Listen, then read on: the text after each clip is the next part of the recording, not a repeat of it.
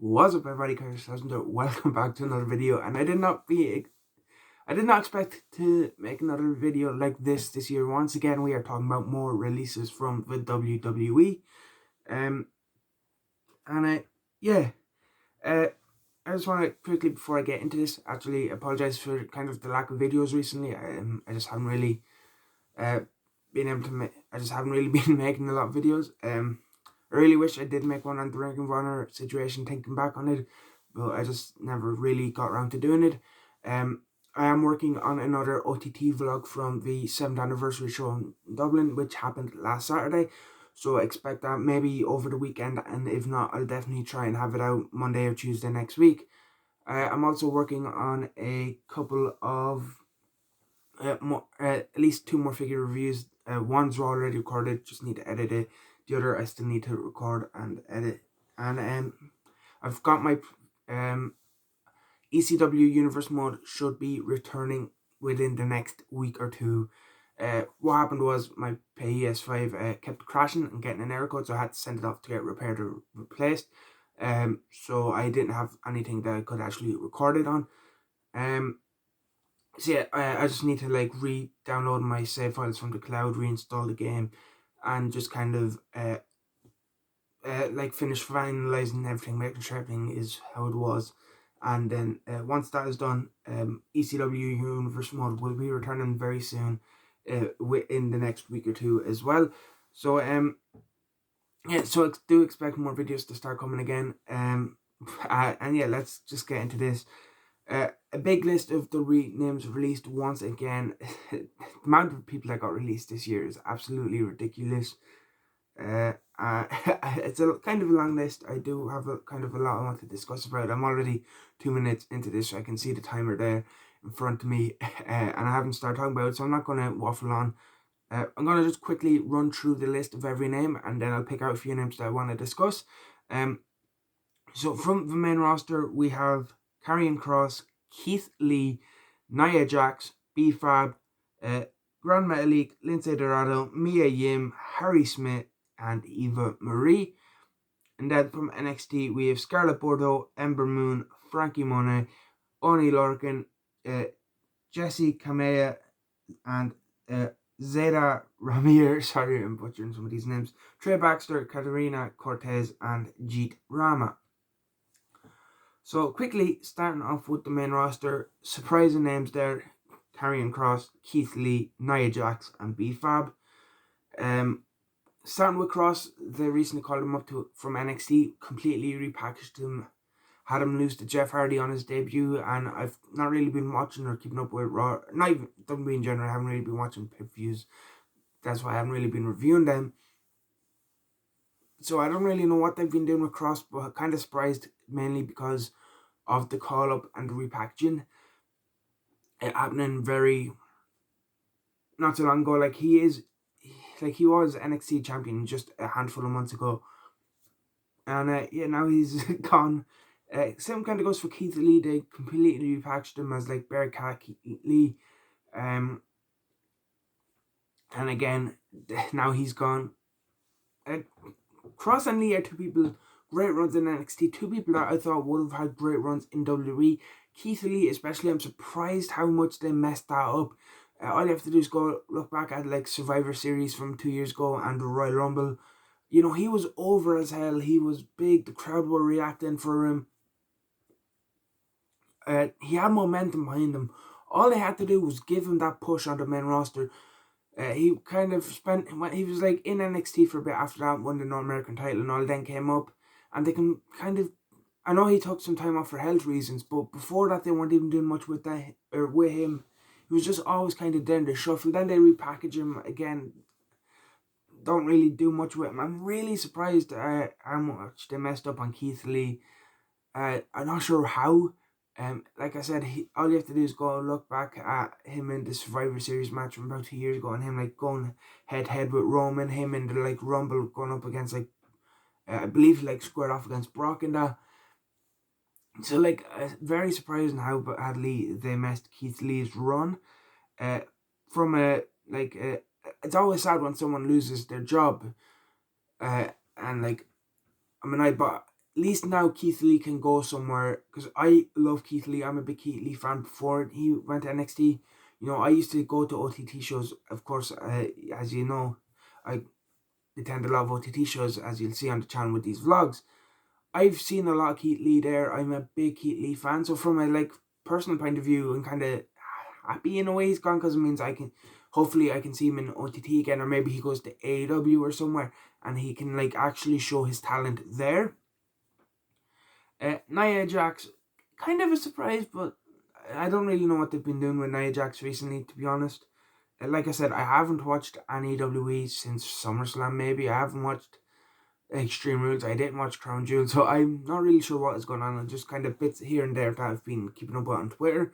So, yeah, Nia Jax is kind of a surprising one, but a lot of people, I kind of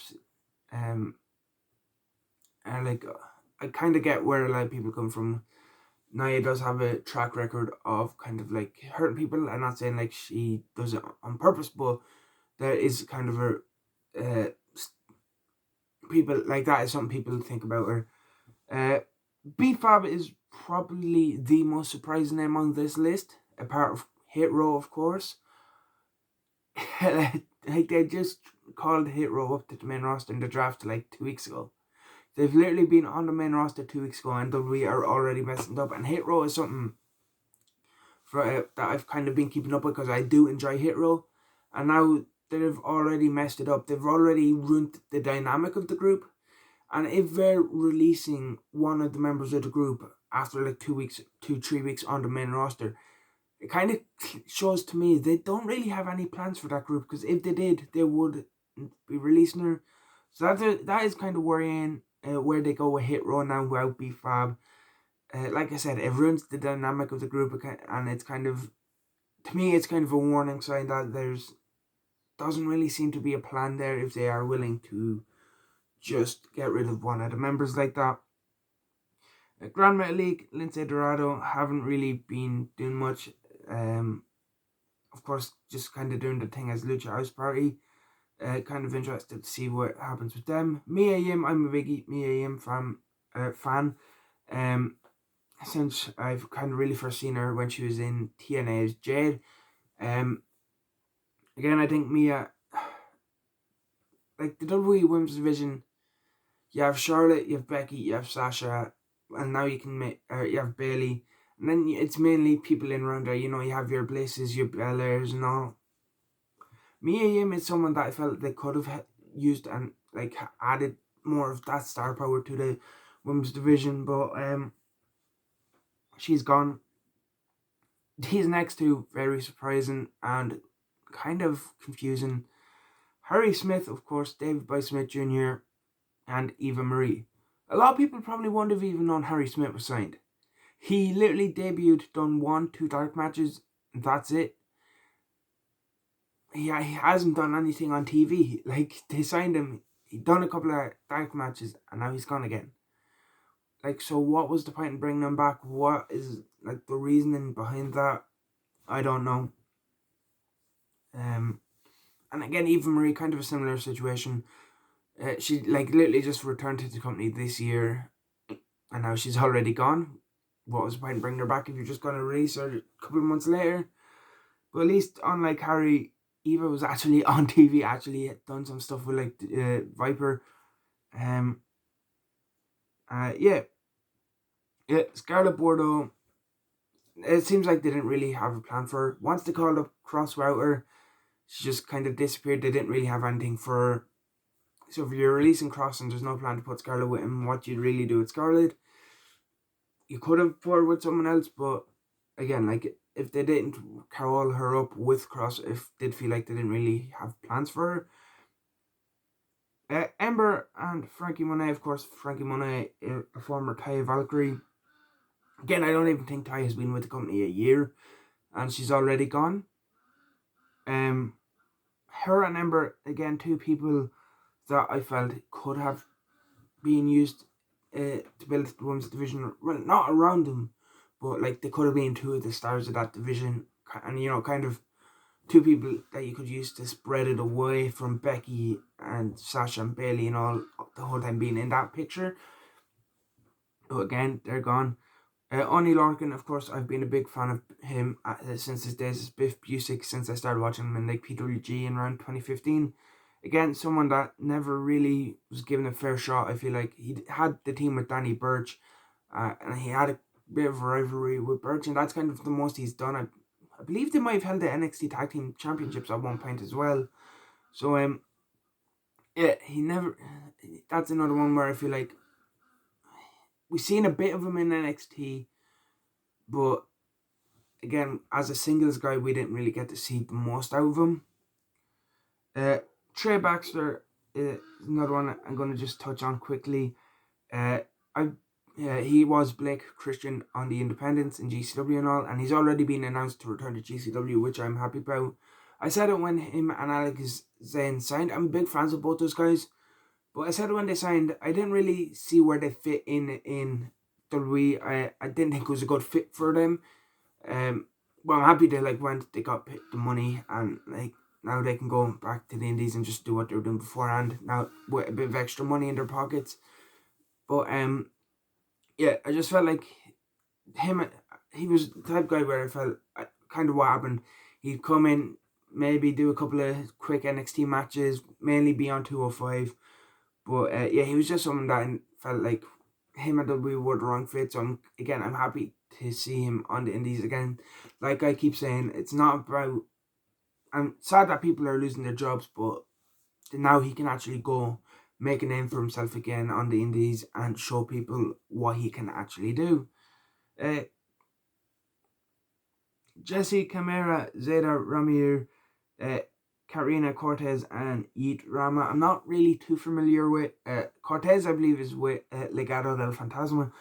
The other names I don't really recognize too much, so I'm not going to go into detail and comment on them. But yeah, again, more WWE releases have happened. Again, with the whole ROH situation, all these names now on the market, it is an interesting time. Who do AEW pick up? Who do Impact pick up? Places like GCW and all, they have more names they can use. The independents, a very interesting place to be right now. And yeah, very interested to see what happens. Once again, sad to see all these people lose their jobs, but now they can actually, without the restrictions of WWE, go and actually show the world what they can do and show their true talents. And yeah, if that's it for this video, please leave a like, comment, and subscribe, and I will see you in the next one.